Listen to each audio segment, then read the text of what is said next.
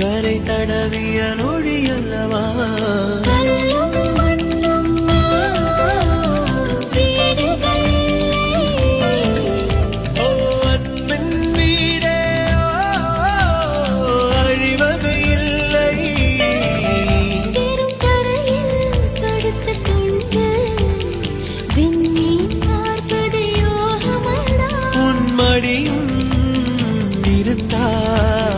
வாழ்க்கையில் எதுவும் தேவை இல்லையடி.